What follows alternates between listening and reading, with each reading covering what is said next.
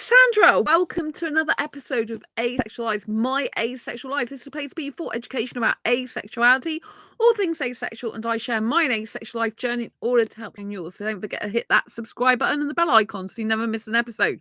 Welcome to August 2023 when I'm recording this, and this is Ace Fibro Girl Awareness Month. Yes, I'm a bit late because it's the 5th of August when I'm recording this, and the month started a few days ago, but it's all good because I have been on asexual.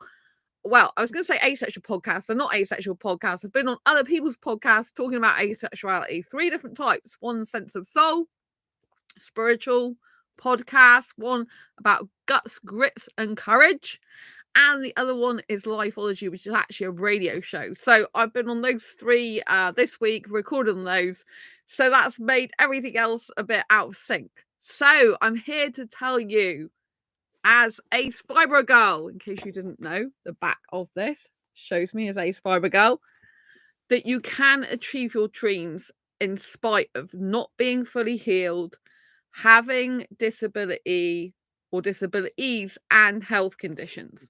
Now, I'm going to put a little caveat to this because obviously there are some health conditions and disabilities are very restrictive in things that you do and the way that you do things. So I'm not saying you can do absolutely everything when you've got disabilities or health conditions. What I am saying is I don't want you to feel that you're any less than you are. There's a number of people out there in the world and they're like, oh, unless you're fully healed, then you can't have a good life. You know, something's wrong with you that needs fixing. Again, making you feel broken. There's people who don't believe that if you've got a disease or illness in your body or you've got a pain condition that you can't achieve greatness. They believe that if you've got an illness or you've got dis-ease in your body, so I've got fibromyalgia, which is a chronic pain condition that affects the nerves and muscle of the body, and some people believe that if you've got something like this, that you can't achieve your dreams, that it's absolutely impossible and that you need to fix yourself in order to be able to do something and move on because you don't want to be carrying around that pain in your body. I'm not saying that fibromyalgia is not difficult to live with. I wrote this book especially to help people to manage the condition, to have less pain, more energy, and be happier. It's got all the techniques that I use in here. It's basically my superhero life map, if you like, for living your best fibro life. And a lot of the things in here apply to people who haven't got fibro. There's like 25 different aspects of your life that you need to reduce pain in. Now, fibromyalgia, although it's a condition which affects the nerves and muscles of the body, one of the worst things for it is emotional upset and pain. That just 10 times the pain that you have. And it was very interesting when I just spoke a few minutes ago about the podcast episodes that I've been on this week, the podcast shows. They're not aired yet. They'll be aired in a few weeks' time. But one of them is Sense of Soul podcast with the lovely Shanna. She's an amazing, beautiful soul. And she actually revealed during our interview, I don't know if this will actually go on air, but she revealed that she's also got fibromyalgia and she knows emotional upset causes much more pain. And I explained to her, yeah, it's a huge cause of it. It's a really bad thing. And my last job made me very, very poorly, so I had to leave. And emotional pain is one of the worst things ever for fibromyalgia, right? But there are a lot of people out there that believe that if you've got fibromyalgia or some other pain condition, that you can't achieve much in your life, that you're going to be stuck, that you're going to have so many problems because you've got pain in your body and you can't do anything. Don't get me wrong, there are people with fibromyalgia who are bedridden. They can't very much hardly get out of bed. Some of them are on crutches or in a wheelchair. So I do not want to minimize their pain, their daily struggles, because it is really hard for them. I'm in lots of fibromyalgia groups and it's not easy for a lot of people.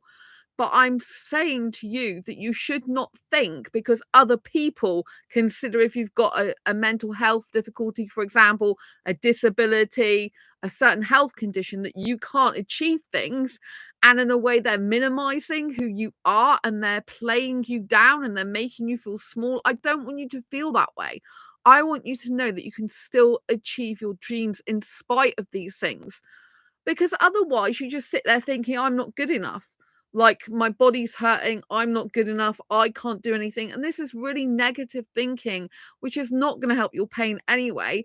And also, it's saying that you're not worthy of being able to do stuff in life, that you're not competent enough to do it. And you are, right? There is so many people out there that are trying to make people into this perfect thing.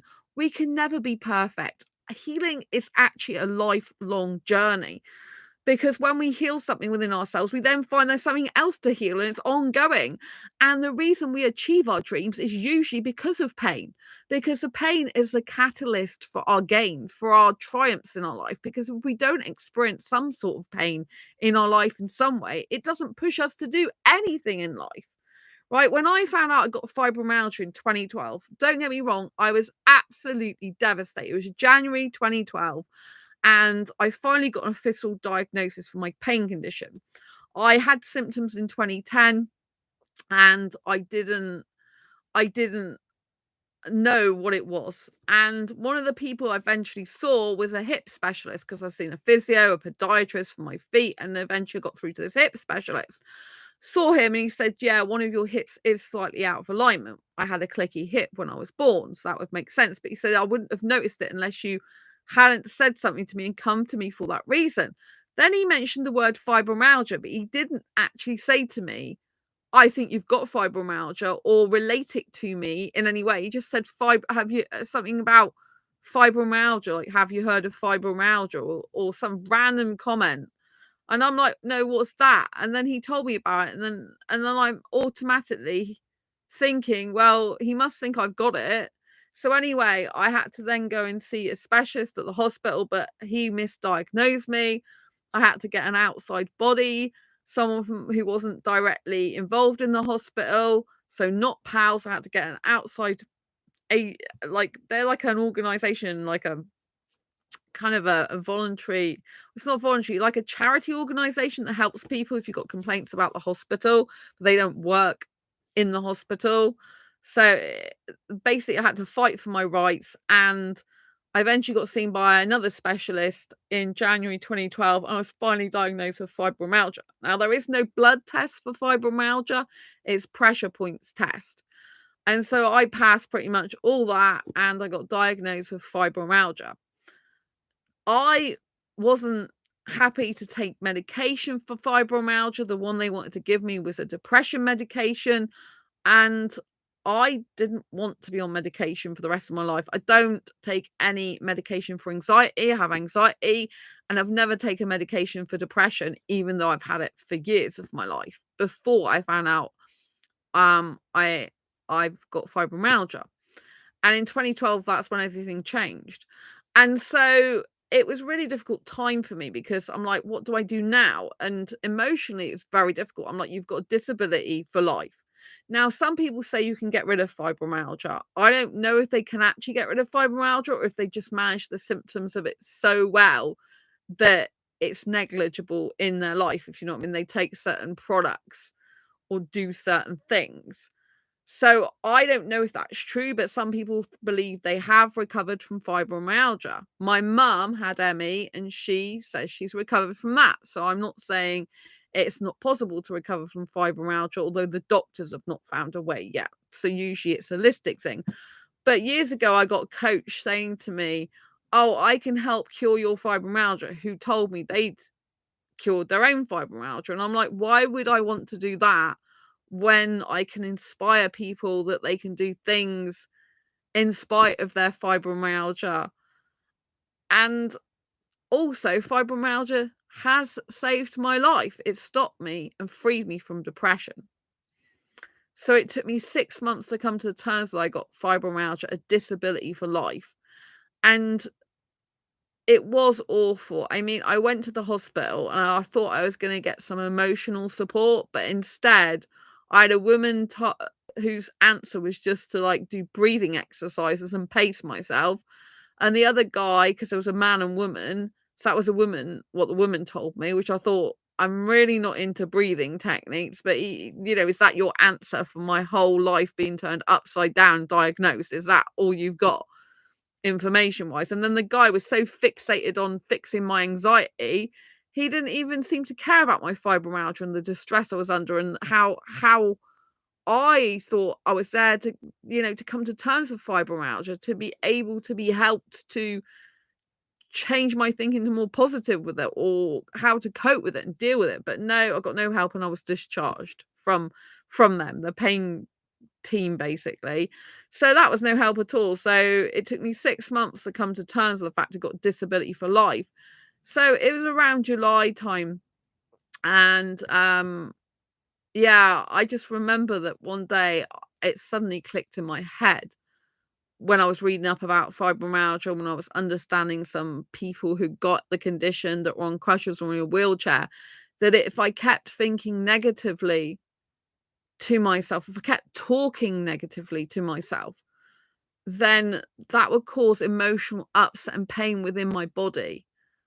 And my body would get in more pain. And if I carried on going that way, because I'd lacked self-love prior to that, to this disability, and I'd been depressed for years since a child.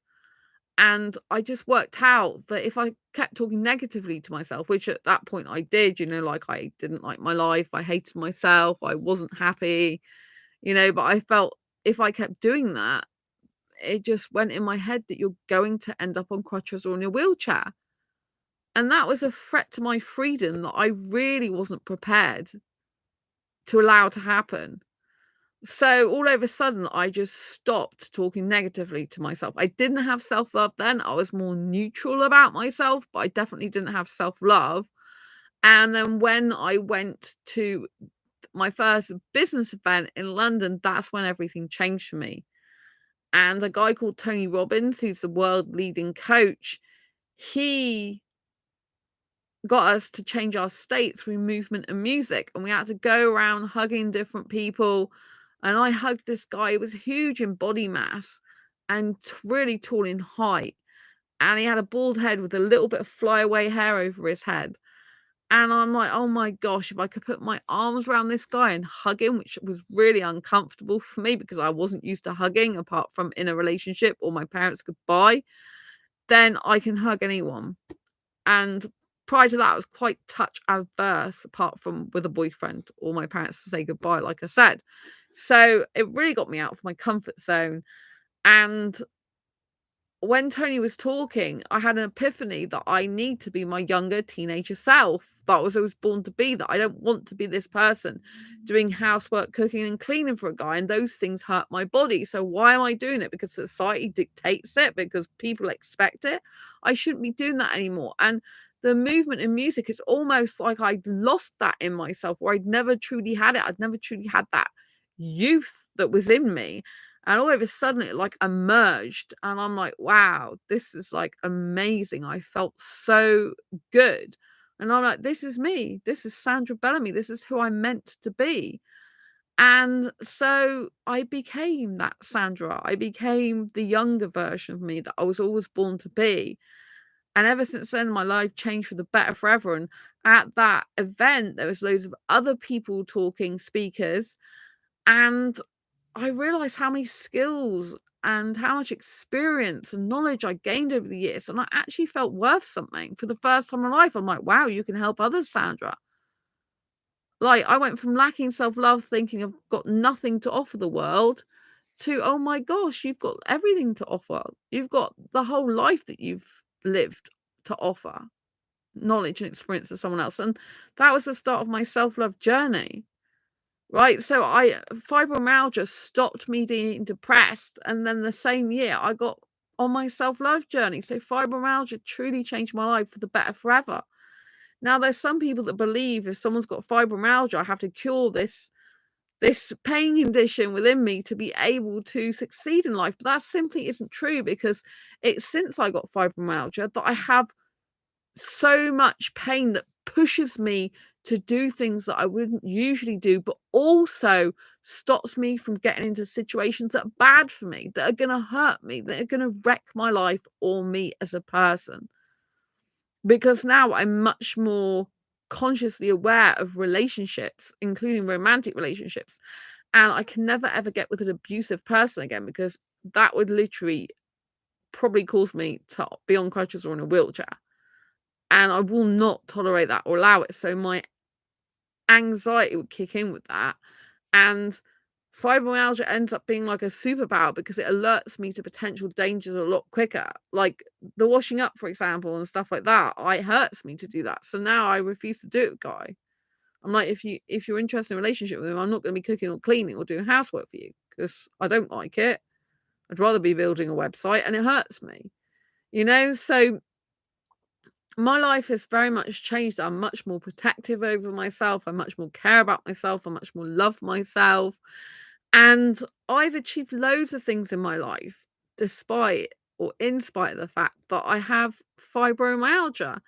In 2013, I got to meet Her Majesty Queen Elizabeth II at St James's Palace. That was incredible, and got to talk to her because I saved someone else's life.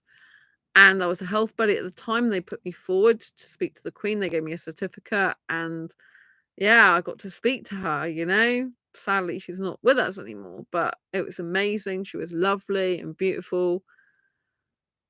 You know, if probably more so in real life than in her photographs. And I got my photograph taken with her, and it was an incredible experience. You know, and this is after I got fibromyalgia. I've been to loads of business events. I've been on the BBC radio. I've been on the Jeremy Vine show. You know, I found out I'm asexual in 2014 after I was diagnosed with fibromyalgia. I do this channel which has had over 610,000 views and lots of subscribers, thousands of subscribers. I've been on the BBC with Graham Torrington. I've been in FemMedic. I've been a speaker at the UK Asexuality conference in 2018, which is amazing. I've obviously published my Asexual Perspectives book. I published this book. I'm a registered publisher under Quirky Books.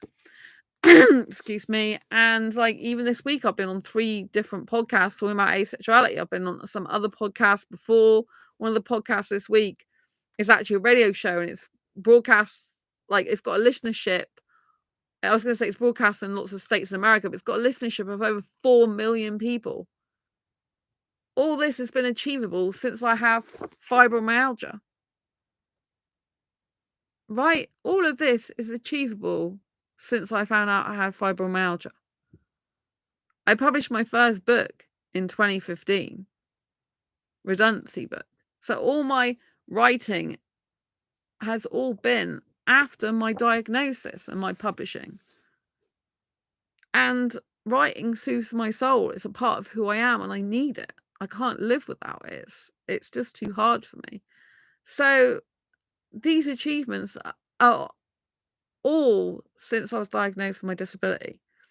Fibromyalgia, which is an unseen disability. I've also had anxiety from really young, and I was born into trauma because I was a stressed baby.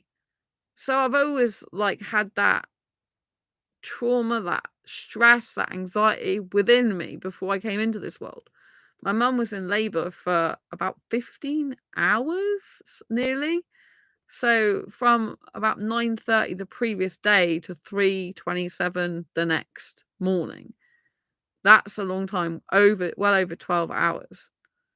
And I was a distressed baby, and I found out a few years ago that me and my mum only had a 50-50 chance of living, you know? That's really difficult. And when I've done my research about pre-birth trauma, you can't usually reverse it. So whereas some people can heal a lot from trauma after they're born, because the mind can and the body can remember a time when they weren't traumatized in theory, then with pre-birth trauma, if you're traumatized in the womb because you're distressed, because you can't get out quick enough, then you've already got that hardwired into your DNA according to the experts. But does that mean I'm worthless, useless, or I can't do things just because that's hardwired into my DNA? No, it doesn't.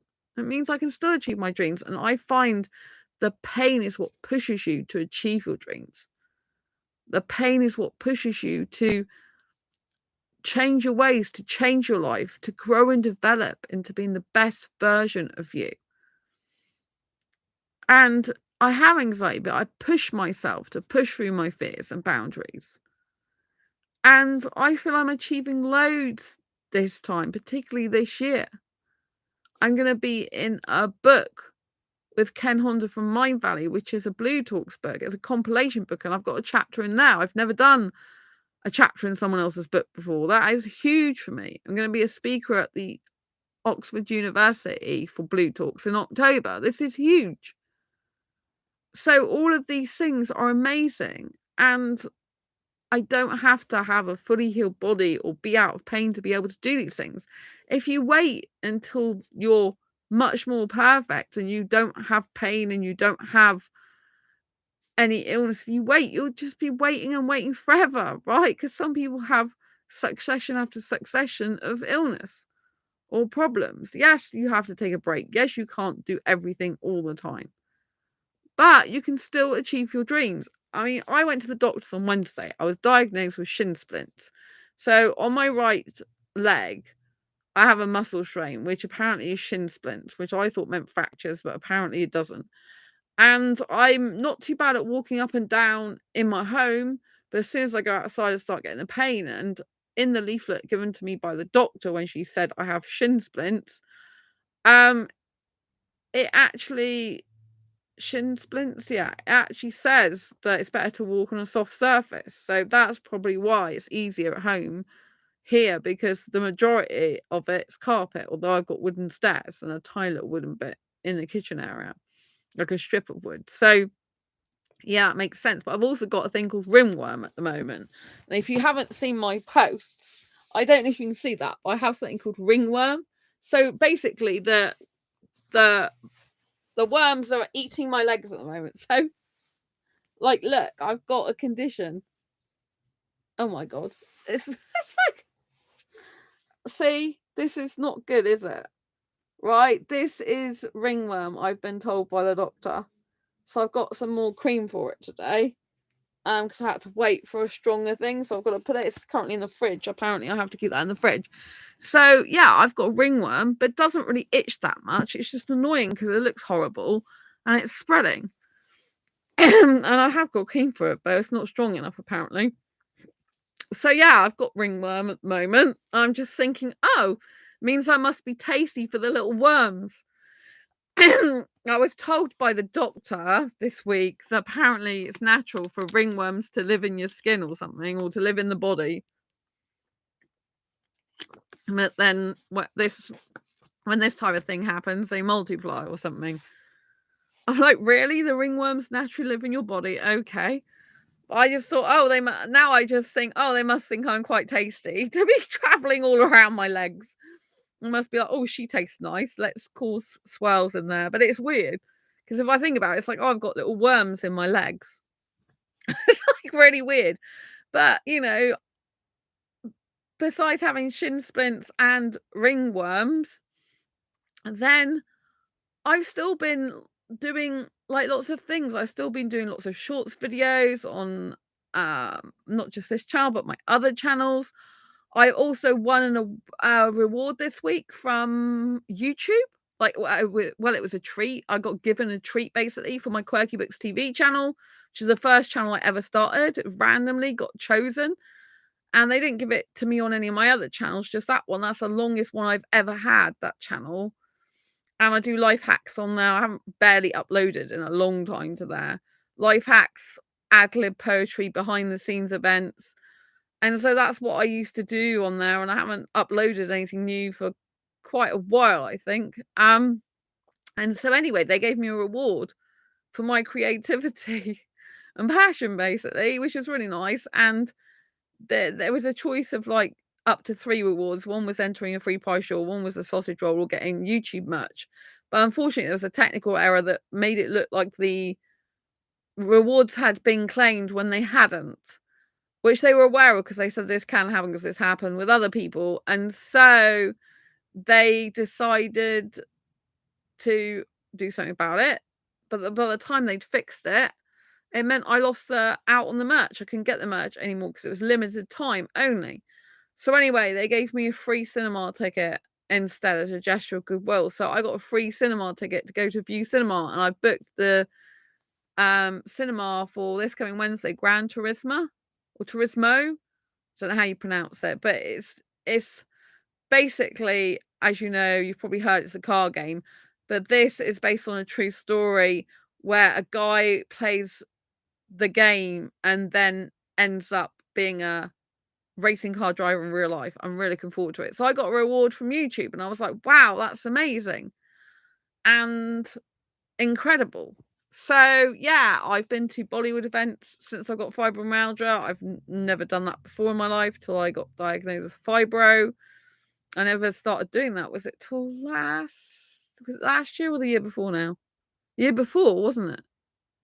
I think. Oh, was it last year? I can't remember. But anyway, I really enjoyed it. I think it was the end of last year, wasn't it? Towards the end of last year, I started going to Bollywood movies. I feel like I've been going to them for like a couple of years. So anyway, my whole point is like my life's got better, not worse, and I've achieved more with having an additional disability. So I've had anxiety and I've got fibro. So I've got two things. But I can still achieve my dreams. Anything is possible. There's people out there that do Paralympics, for example. They're in wheelchairs and some of them have limbs missing and things, and they still achieve amazing results. Some people are born or something happens to them where they don't have their legs anymore and they still achieve their dreams. There's motivational speakers that don't have legs. There's some people that don't have certain limbs and they can still have a great life, still achieve their dreams. It's limiting beliefs to think that someone cannot achieve greatness in spite of these things. Yes, some people do have severe mental health difficulties, which means they feel they cannot achieve what they want to achieve. And mindset is everything. So if you believe that your disability is an illness, can never ever allow you to achieve any dreams at all, then what you believe is true. So that's true for you. But if you believe that you can achieve greatness and achieve your dreams in spite of the fact you have disabilities or illnesses, then that is it, because what you believe about yourself is usually true in that respect. And I just want you to not limit your own beliefs, because you can achieve wonderful things. You can achieve amazing things just by being beautiful you. And I don't want you to think that you can't. I know there are a lot of people online that say, oh, I'm this, that, and the other, meaning they're fully healed and it's like they've got the perfect life and they don't have any struggles. But most people are never fully healed. And most people have struggles going behind closed doors. A lot of people are in denial about the fact that they've got issues going on in their life or with themselves or the people around them, because they don't want to be seen as any less than perfect, any less than. But you are not less than. You are amazing and you're incredible just as you are. And you can do wonderful things, even if you've got mental health problems. I had depression for years and anxiety for years, but I was still in management roles for years. Like, some people may be thinking, like, how could you have gone to work? How could you be in management roles for those years? But I was. I found ways of coping in work. But I was very stressed sometimes when I came home. I did take my work home with me. It wasn't really healthy for me. I'm glad I don't work in management role anymore. The last management role I was in, it made my fibromyalgia worse and my anxiety worse. So I had to leave. And so things have changed in that way. But in terms of working for myself as a self-employed author and working from home, then yeah, I'm much happier and better in my life, even with anxiety and fibro.